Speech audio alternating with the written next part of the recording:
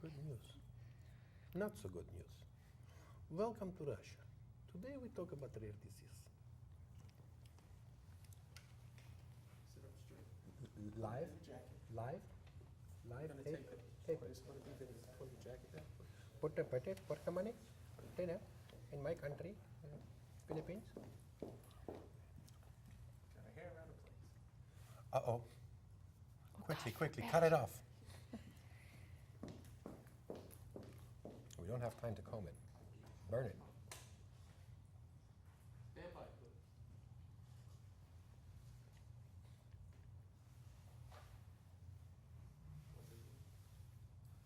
I'm gonna speak to Paul. Ask him about Robert Peter.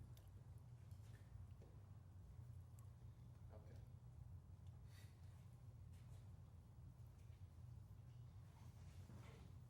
I'll do that though.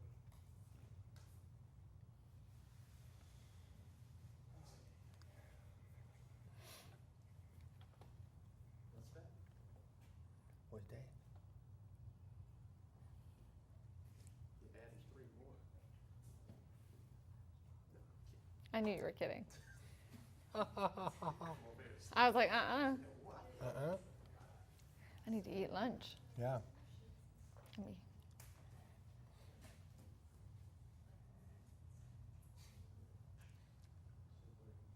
How's the temperature?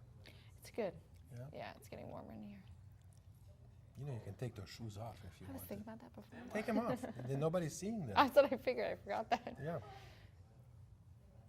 can put a nice little cashmere blanket on there. Seriously. Had I known, they told me to head to toe. Here we go. Quiet, please.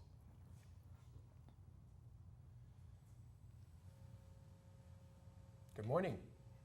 Hello, Good Paul. morning, Sean and Lisa. Hi, how are you? Good. How are you? Okay, good. Here we go. Hi, this is Paul Sackis, Good News Planet. Did you know that 1 in 10 Americans suffers from rare diseases?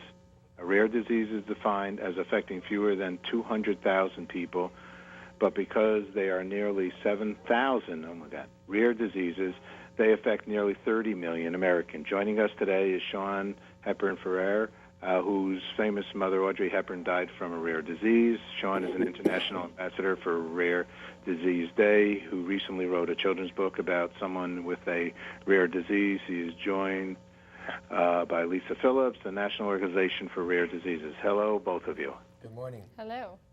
You know, I don't usually read the suggested openings, but this is very, very important and very serious. And I hope that we have some good news to share besides the knowledge about rare diseases. We do.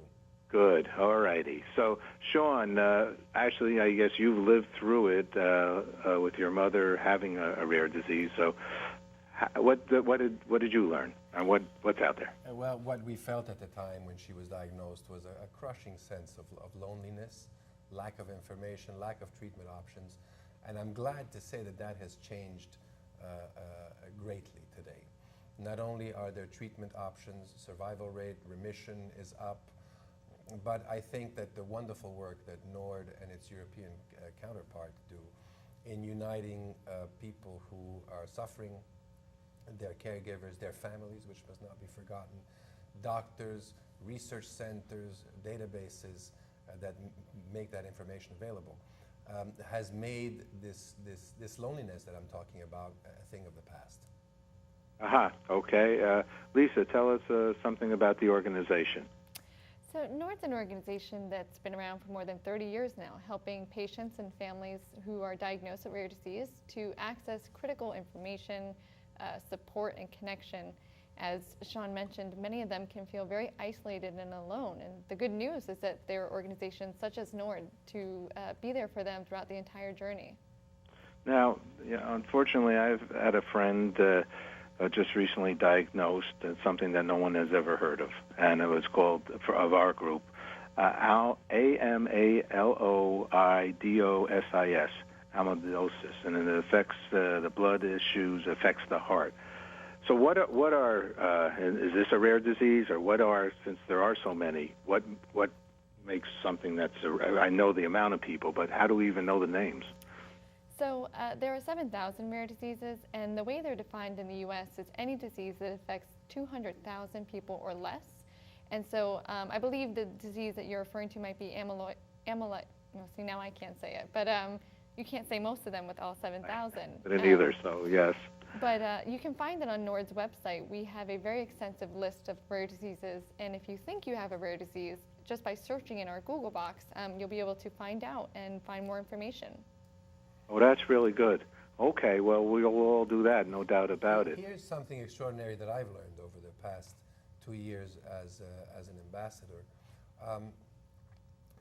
Because of the onslaught of technology, genetics, and so forth, we're starting to treat regular diseases a little bit like rare diseases. So the fact is, what we're learning today through the process of treating rare diseases, accelerating research, orphan drugs, is something that's going to come around and help us in the future when we start to better target treatments because of the individual and his terrain and genetics and so forth. So I think it's essential that we support rare diseases because it's going to come back and help us in the future. Sure, and tell me, you wrote a book here. What's that about? The little book I started actually before I was asked to become a rare disease ambassador celebrates the life of a dear friend by the name of Mauricio Saravia. He suffered from a condition called McCune-Albright. Think of him in terms of being sort of the elephant man of the 21st century.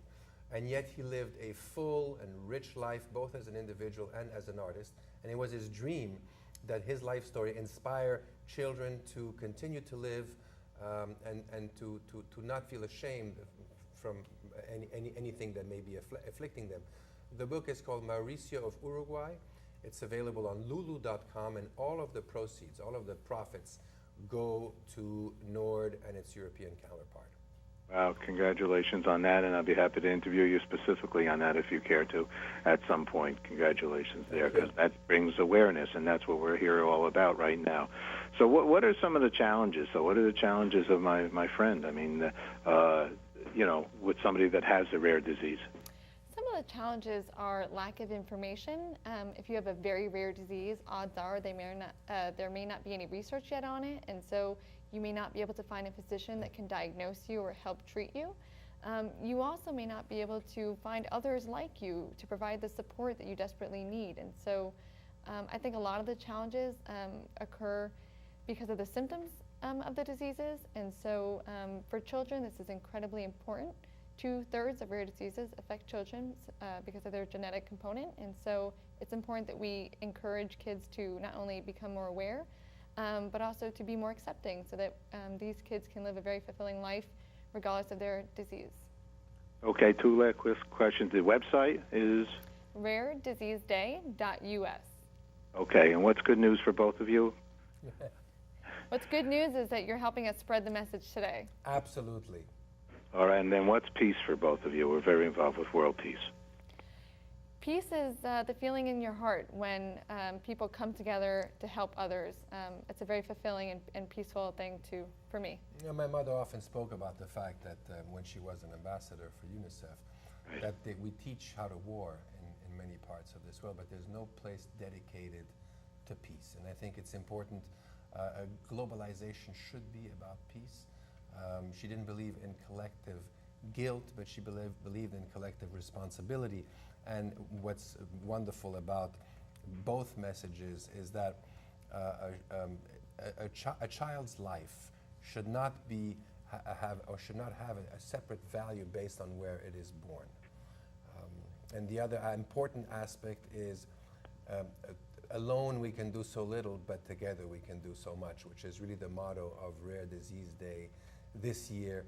Alone we are rare, but together we are strong.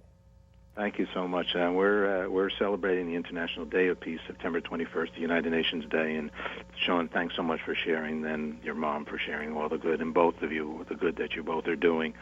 And that's all. Just stay on that positive page as you both are. Thank you so much. Thank you. Take care. Bye-bye. Bye.